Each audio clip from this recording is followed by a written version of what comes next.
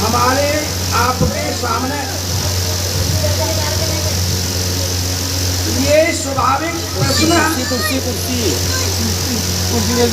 हर वक्त हमारे सामने रहता है कि हम कौन हैं। बच्चों बन जाए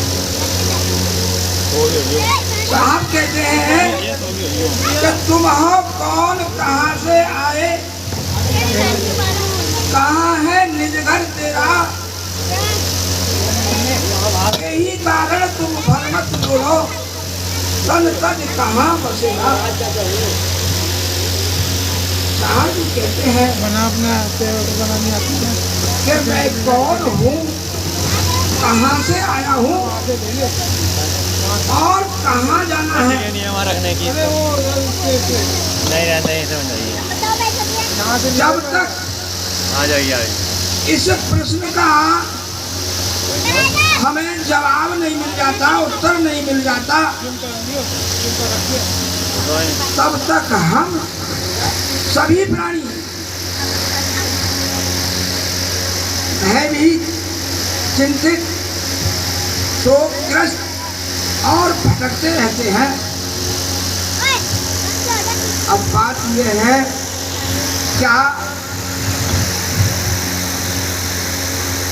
क्या मैं दिनेश हूँ या मैं महेश हूँ? भाई दिनेश तो तेरा नाम है, तू दिनेश कहाँ है? जैसे सभी प्राणी कहते हैं कि ये मेरा हाथ है, ये मेरा पैर है, तो ये तो बात स्वाभाविक है कि मैं अलग हूँ और ये मेरा हाथ अलग है। जैसे मैंने कहा कि ये मेरा मकान है, तो ये मेरा मकान है, मैं मकान नहीं हूँ। सुनिए भाई, समझने की बात है कि जब तक मेरी समझ में ये बात नहीं आएगी कि वास्तव में मैं कौन हूँ, क्या मैं मकान हूँ या मकान मेरा है।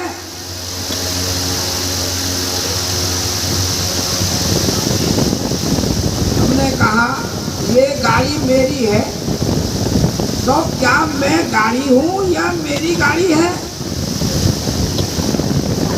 तो जब तक मेरे सामने ये प्रश्न है कि मैं वास्तव में कौन हूँ, जब तक ये प्रश्न नहीं सुलझेगा तब तक जीव 84 में भटकता ही रहेगा।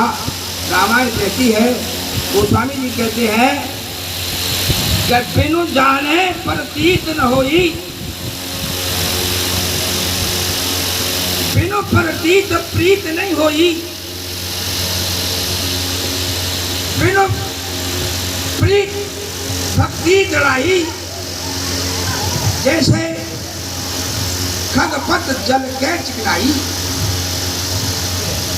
तार हुसैन जी वरुण जी को समझाते हुए कह रहे हैं कि हे खगराज, जब तक ये पता नहीं चलेगी, जब तक मैं वास्तव में, जब तक मेरे को ये पता नहीं चलेगी कि मैं स्वयं कौन हूँ, जाने बिन प्रतीत न हो, जब तक पहचान ही नहीं होगी तो मैं प्यार किससे करूँगा। भाई उस परमात्मा को मैं जब तक जानूंगा नहीं तो मैं उससे प्रेम कैसे करूँगा। बिना जाने कोई प्रेम हो जाएगा किसी से। प्रेम करने के लिए मुझे उस परमात्मा को जानना होगा कि वास्तव में वो परमात्मा है कैसा। भाई एक कहूँ तो है नहीं, एक कहूँ तो है नहीं, और दो कहूँ तो कार है जैसा तैसा रहे, कहे कबीर विचार। वो परमात्मा जैसे का तैसा है, उस परमात्मा में लेश मात्र भी तीनों काल में कोई परिवर्तन नहीं होता। परमात्मा अपरिवर्तनशील है। अब यहाँ क्या हो रहा है कि यहाँ उस जैसे के तैसे परमात्मा को अपने अपने हिसाब से, अपने अपने मजहब से, अपने अपने धर्म से सबने नाम दे रखा है। इतने आश्चर्य की बात है कि कोई उसे कृष्ण कह रहा है, कोई उसे राम कह रहा है, और कोई उसे वाहेगुरु कह रहा है, कोई उसे अल्लाह कह रहा है, कोई उसे गॉड कह रहा है, कोई उसे ईश्वर कह रहा है।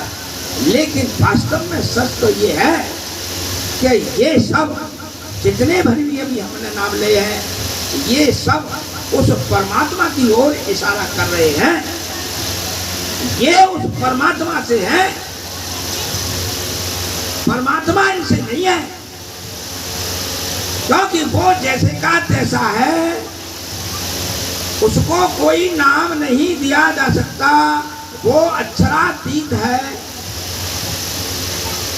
वो मन बुद्धि से परे है। जैसे वाल्मीकि रामायण के अंदर कह रहे हैं, क्या कह रहे हैं?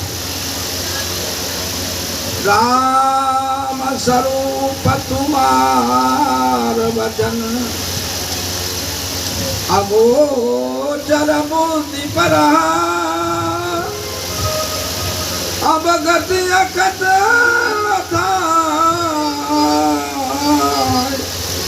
नेत नेत नितन गम कहा। हे राम, हे प्रभु, हे जग के पालन, हे सृष्टि के एकमात्र आधार, तुम्हें वाणी से नहीं कहा जा सकता, तुम्हें वाणी से नहीं बांधा जा सकता। तुम बुद्धि से भी परे और अगोचर हो। हे राम,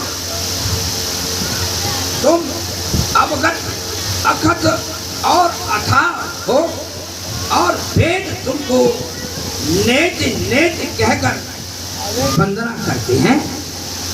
क्या कह रहे हैं वाल्मीकि जी रामायण के अंदर? सुनिए, कह रहे हैं, जग पे खाना तुम देखन हारे, जग पे खाना तुम देखन हारे, विदे हरि सांभो नचावन हारे, विदे हरि सांभो नचावन हारे। देव न जाने मरम तुम्हारा, और कऊ को जानन हारा, और कऊ को जानन हारा। सोई जाने जाए देहु जनाई, सोई जाने। हे प्रभु, हे दाता, हे सृष्टि के आधार, हे परमपिता परमात्मा राम, तुम जिसको चाहो सोई जाने जाए देव जनाई। जान तो तुम ही हो। क्या कहा उन्होंने पहले? कि जग पेखन तुम देखन हारे। हे करुणा के सागर, हे सर्वशक्तिमान, हे परमपिता राम, जग पेखन तुम देखन हारे। जगत तो एक दृश्य है और तुम उसको देखने वाले हो। कौन हो तुम? देखने वाले। जब पेखन तुम देखन हारे, विधि हरि शंभु नचावन हारे।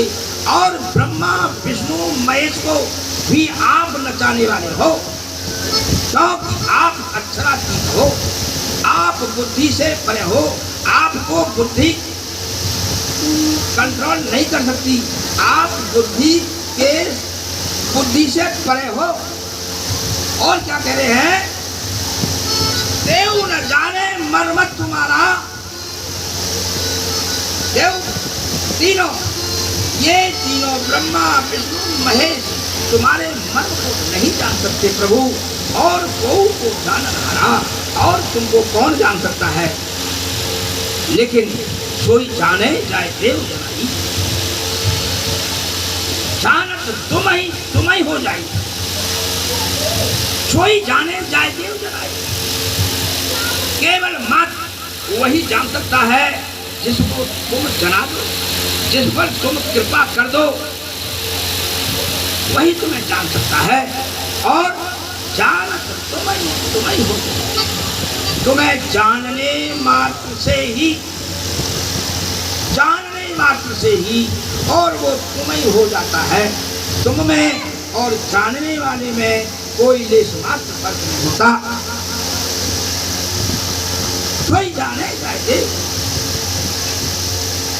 तो कहने का मतलब ये है कि परमपिता परमात्मा जिस पर कृपा कर दे, उसी की समझ में परमात्मा आने लगते हैं।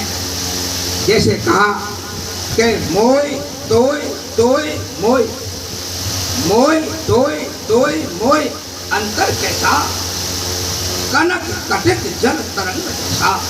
हे परमात्मा, हे सतगुरुदेव, तुझ में और मुझ में फर्क क्या है? क्या फर्क है? केवल कनक कटित जल तरंग जैसा। जैसे जेवर और सोना, समुद्र और लहर। तो आप भी जानते हो कि लहर का बिना समुद्र के क्या अस्तित्व है? क्या लहर का कोई अस्तित्व है बिना समुद्र के? अरे समुद्र है तभी तो लहर है, सोना है, चांदी है, तभी तो जेवर है। ऐसे ही जब ये ब्रह्म है तभी तो जीव है। जीव का क्या अस्तित्व है बिना ईश्वर के? बिना परमपिता परमात्मा के जीव का क्या अस्तित्व है? हे मालिक, मेरा अस्तित्व तुझसे है, तू है तो मैं हूं। अगर तू नहीं है तो मैं भी नहीं। यही बात भगवान कृष्ण ने गीता के अंदर कही। क्या कहा उन्होंने कहा कि ब्रह्म, हे अर्जुन, यह ब्रह्म ज्योतियों का ज्योति है। क्या है ब्रह्म? ब्रह्म ज्योतियों का भी ज्योति है। ये ज्योति नहीं, वो ज्योति जो स्वयं है, स्वयं विद्यमान है, वो ज्योतियों का भी ज्योति है और माया से अति पर है।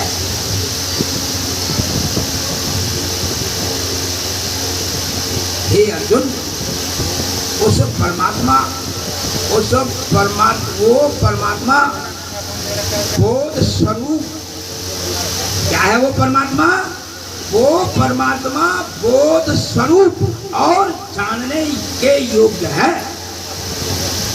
अब आप विचार करिए कि हमारी 60, 65, 70, 80 साल की आयु हो गई, क्या हमें उस परमात्मा का बोध हुआ? क्या वो हमारे जानने में आ गया? हमारी आयु वैसे ही बीती जा रही है, लेकिन हम उस परमात्मा का ना तो हमें बोध हुआ और ना ही वो हमारे जानने में आया कि वो कैसा है।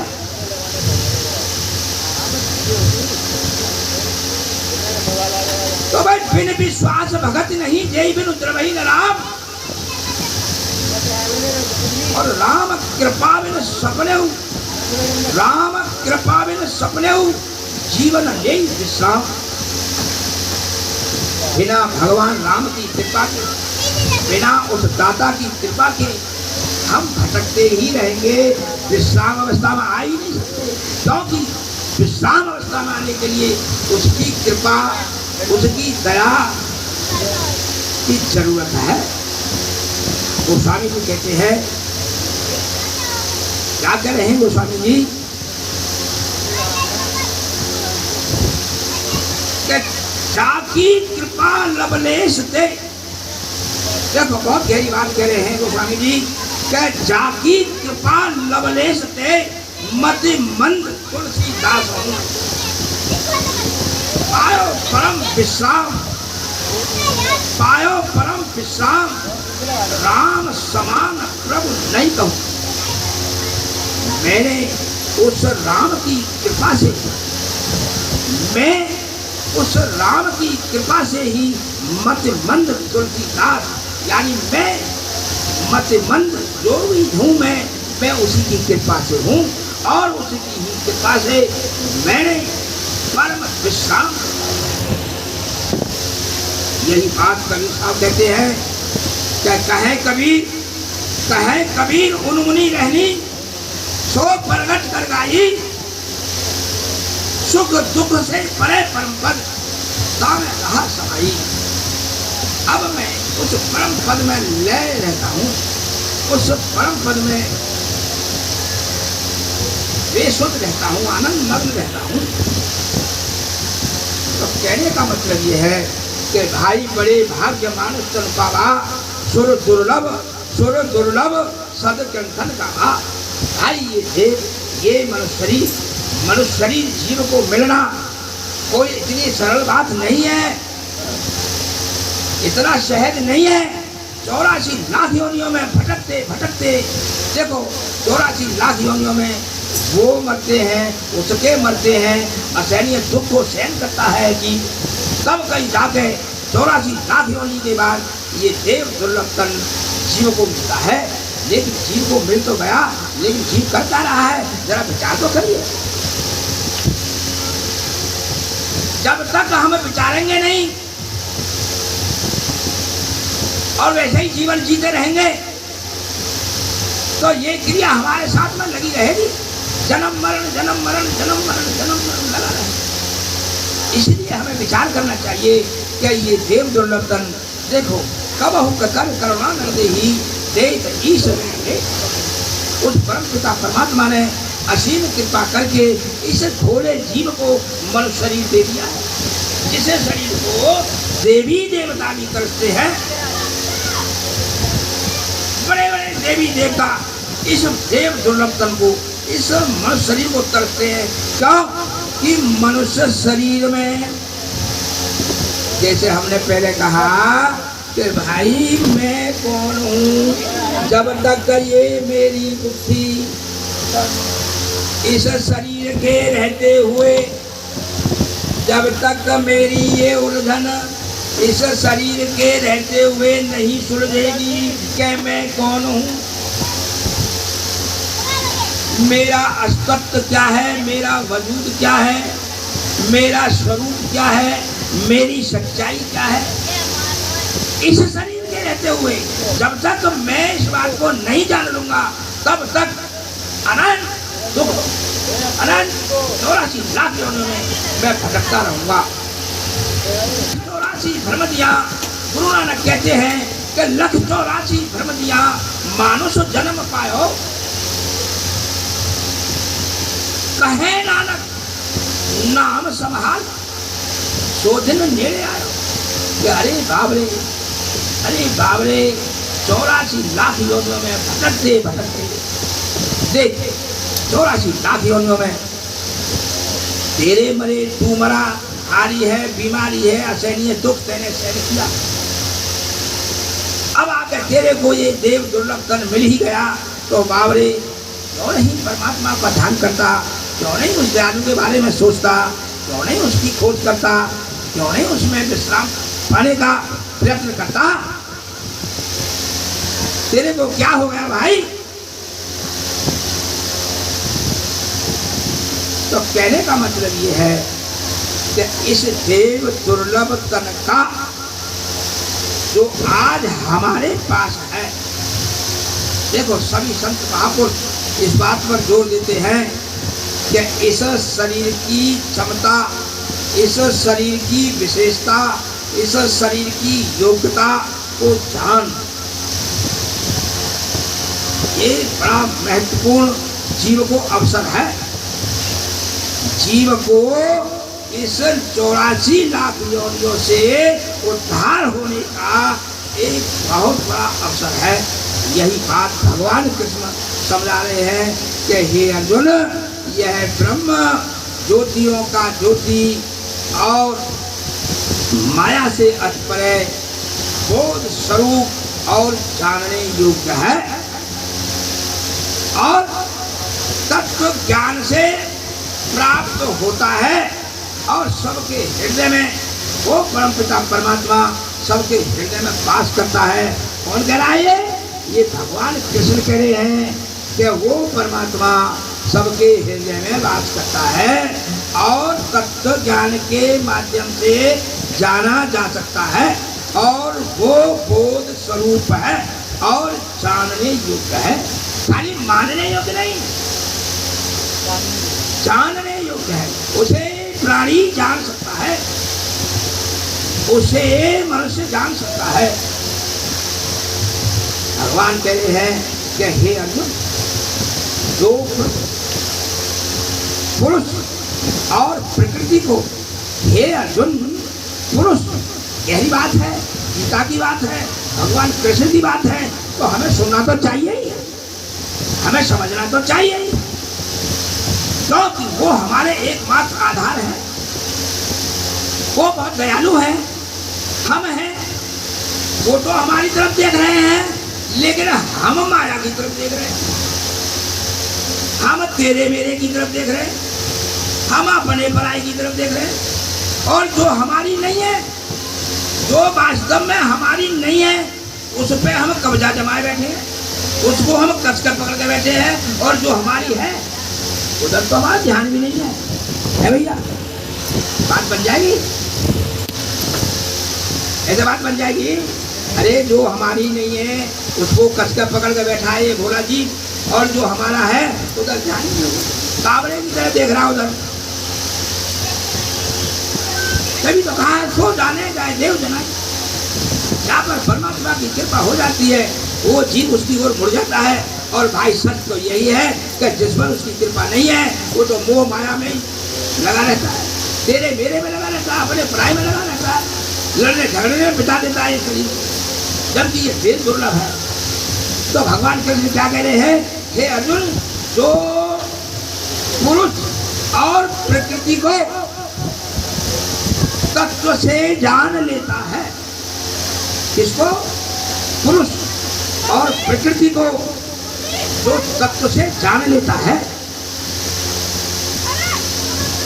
वह सब कुछ करते हुए, सब कुछ वर्तते हुए फिर नहीं जन्मता। कौन नहीं जन्मता?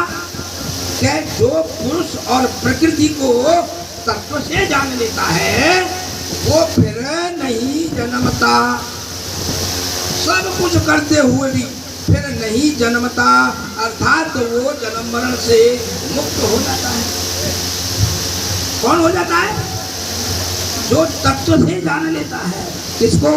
पुरुष और प्रकृति को जो तत्व से जान लेता है वो फिर नहीं जन्मता, अर्थात फिर वो जन्म मृत्यु को प्राप्त नहीं होता। और हे अर्जुन, अर्जुन उस परमात्मा को बहुत से, उस परमात्मा को बहुत से शुद्ध सूक्ष्म बुद्धि द्वारा ज्ञान से सब हृदय में देखते हैं। क्या देखते हैं? कि वो ज्ञान के माध्यम से हर हृदय में देखते हैं। कुछ और कुछ ध्यान के द्वारा उस परमात्मा को देखते हैं, और कुछ निष्काम कर्म के द्वारा देखते हैं। और कह रहे हैं भगवान क्या? और अर्जुन, जो मंद बुद्धि वाले हैं,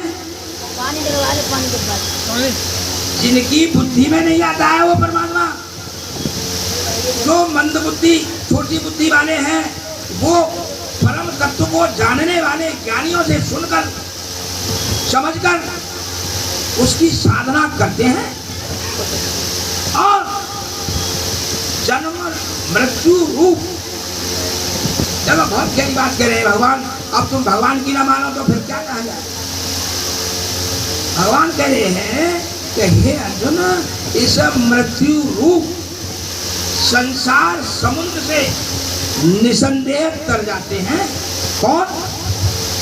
जो मंदबुद्धि वाले भी हैं, जो अनपढ़ हैं, जिनको तत्व का ज्ञान नहीं हो पा रहा है, बहुत कठिन है लग रहा है उन्हें, तो ऐसे सुनकर तत्व ज्ञानियों से सुनकर साधना में तत्पर रहे। इस मृत्यु रूप संसार समुद्र से तर जाते हैं। तो हे अर्जुन, मैंने तुझे ये जानियो परमात्मा का स्वरूप सूक्ष्म में कहा है। तो मेरा कहने का भाव ये है कि भाई ये जीवन इसको पहचानो, जिसको तुम जी रहे हो इसकी विशेषता को जानो, क्योंकि ये नहीं सत्य है कि तुम मनुष्य ही रहोगे। ये भ्रम मत पालो, ये तो उसकी कृपा है जो तुमको हमको मिला है। अब जब मिल ही गया है तो हम क्यों चूके हैं? हम सतर्क ना रहे, हम जागे ना अपने आप में, हम अपने प्रति जागे नहीं है भाई। लेकिन संत कह रहे हैं कि भाई दरिया सब जग सोवता, जागत ना है कोई, और जागत में जगता रहे, जागत कहाँ से। दरिया साहब कह रहे हैं कि भाई कोई भी तो नहीं जग रहा है, सब सोई रहे। अरे क्या हो गया तुमको भाई, कोई भी नहीं जग रहा है? अरे कम से कम कोई तो जगो। कहाँ जगो? अपने प्रति जगो कि मैं कौन हूँ, मैं कैसा हूँ, मैं हूँ भी या नहीं हूँ, मेरा अस्तित्व क्या है, ये मनुष्य शरीर में ही जीव जान सकता है। तो अपने प्रति जागो, अपने जीवन का सदुपयोग करो, अपने महत्व को समझो। अब तक तुम औरों को समझते रहे, लेकिन लाला जब भगवान कह रहे हैं तो अपने आप को भी समझो। है भैया, या मैं बुरी बात है भाई। तो मेरा कहने का अभिप्राय ये है कि अपने जीवन को नजदीक से देखो, अपने आप को नजदीक करीब से देखो, पास से देखो। तुम अपने आप को बहुत दूर से देख रहे हो, लेकिन मैं कहता हूँ, हाथ जोड़कर कहता हूँ, विनती कर कहता हूँ, अनुग्रह करके कहता हूँ कि अपने आप को बहुत नजदीक से देखो और अपने जीवन को धन्य करो। बोलो श्री सद्गुरुदेव महाराज।